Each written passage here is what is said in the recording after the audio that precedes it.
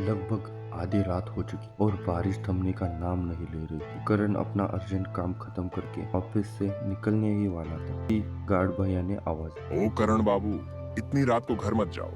आज अमावस की रात है, बाहर अकेले निकलना ठीक नहीं। करण ने उनकी बात सुनकर हल्का सा मुस्कुराया और कहा, अरे भैया, ये सब पुरानी बातें हैं, मुझे देर हो गई है, घर तो जाना ही पड़ेगा। लेकिन भैया ने जाते जाते करण को एक लाल रंग की पोटली पकड़ा दी।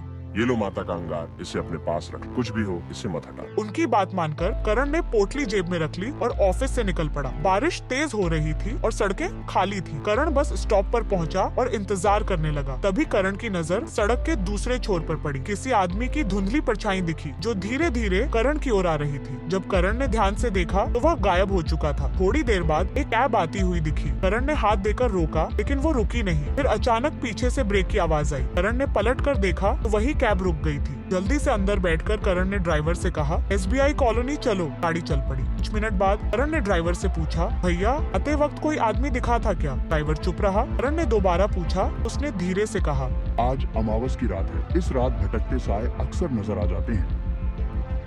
करण ने झुंझलाकर कहा, प्लीज ये बेकार की बातें बंद करो, मुझे घर पहुंचा दो। ड्राइवर ने कहा, इस रात जिनकी नजर साइयों पर पड़ती है उनकी मौत तय होती है। करण का गुस्सा फूट पड़ा। तुम पागल हो गए हो क्या? गाड़ी रोको। डरते डरते करण ने बाईं ओर देखा। सड़क के किनारे वही परछाई खड़ी थी जिसे करण ने बस स्टॉप पर देखा था। इस बार वह साफ साफ दिखाई दे रही थी। वह कोई कैब ड्राइवर जैसा ही लग रहा था। जब करण ने वापस ड्राइवर की ओर देखा तो करण के होश उड़ गए। ड्राइवर अपनी सीट पर नहीं था। गाड़ी अपने आप चल रही थी। घबराहट में करण ने गाड़ी का दरवाजा खोलने की कोशिश की, लेकिन दरवाजा लॉक था। भी गाड़ी अचानक रुक गई और करण का सिर सीट से टकराया।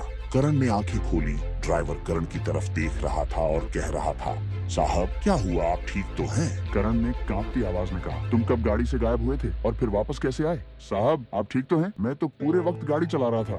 करण के समझ में कुछ नहीं आ रहा था। करण चुपचाप कैब से उतरा और घर की तरफ बढ़ गया। अगली सुबह डाइनिंग टेबल पर बैठा था कि जेब में रखी पोटली पर नजर पड़ी। उसका रंग लाल से काला हो चुका था। तभी ऑफिस से फोन आया। करण, गार्ड भैया नहीं रहे। कल रात उन्हें एक कैब ने टक्कर मार दी। उनकी बात सुनकर करण के हाथ से फोन छूट गया। अब करण को समझ आ गया था कि अगर भैया ने करण को वह पोटली न दी होती तो आज करण जिंदा न होता। अमावस की उस रात ने करण की जिंदगी बदल दी।